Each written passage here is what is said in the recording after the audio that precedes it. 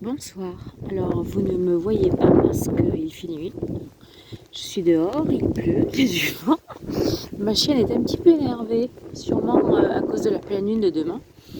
Donc, je suis obligée de la sortir après avoir téléchargé une attestation, avoir mis un gros blouson.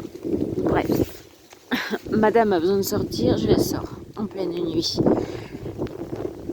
J'en profite pour vous faire part de réflexions que je reçois.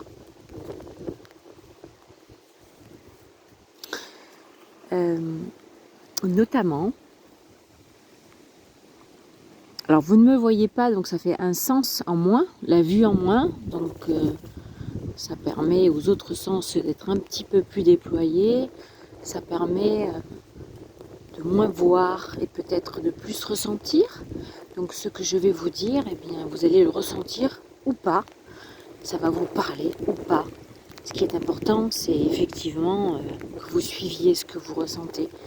Donc c'est peut-être pas plus mal que ça que vous puissiez pas me voir. Bref, il pleut, ça mouille. Mais c'est vivifiant. Alors, ce que je voulais vous dire, en fait, je voulais rien vous dire, je voulais juste poser des questions. Puisque je ne veux absolument rien affirmer, je ne veux pas de manipulation, je veux juste poser des questions.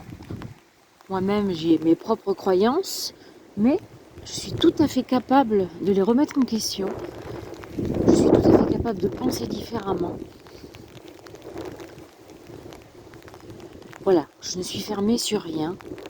Je propose juste des questions, puisque nous tous, en tant qu'êtres humains, nous sommes là pour découvrir plein de choses sur nous-mêmes, sur la vie. Et les questions, je pense, est une douce manière d'apprendre, de se remettre en question, d'observer la vie, voilà, sans domination, sans manipulation. Des questions. Poser des questions à son inconscient, à son esprit, à des choses plus subtiles que l'on ne maîtrise pas du tout en tant qu'être humain. Alors, je viens au fait quand même, sinon ça va être long. Les questions que je vous pose et que je me pose, c'est est-ce que la souffrance n'a-t-elle pas un sens pour nous amener vers la spiritualité? La spiritualité qui pourrait être tout simplement la capacité d'accéder à l'humilité. Et l'humilité n'est-elle pas juste source de cette capacité à être juste dans le moment présent, justement avec nos sens et notre corps. Et en fait, je pense que la souffrance pourrait peut-être, n'est-ce pas? Je reste dans la question, mais moi j'y crois fort, hein, avec mon expérience. Mais posez-vous la question, vous.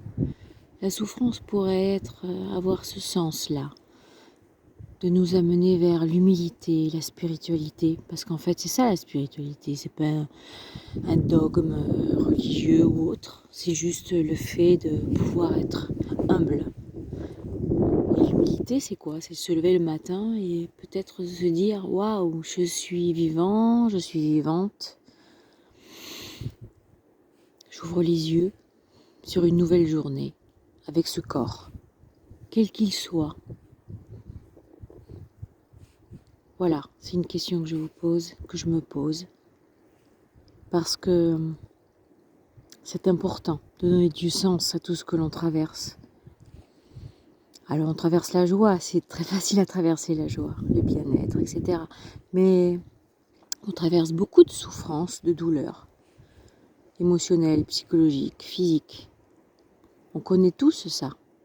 Nous sommes très nombreux à connaître cela. Et si on ne donne pas du sens, comment fait-on pour avancer Et pour se lever le matin, justement, pour vivre, pour se mettre en relation avec les autres, et avant tout en relation avec soi-même. Voilà, petite question de fin d'année 2020. Il faut dire que l'année a été particulière. Demain, pleine lune, et ensuite nous allons passer en 2021. Eh bien, je ressens plein d'affection et d'amour pour le monde entier, sans jugement. Voilà, j'ai juste envie de partager ça, cette question qui a l'air superficielle et facile comme ça, mais qui est très profonde et pas si facile que ça, si on veut bien s'y arrêter quelques minutes. Je vous dis à bientôt, je vais rentrer à l'abri, je pense qu'il va pleuvoir. Au revoir, bonne soirée et bonne nuit.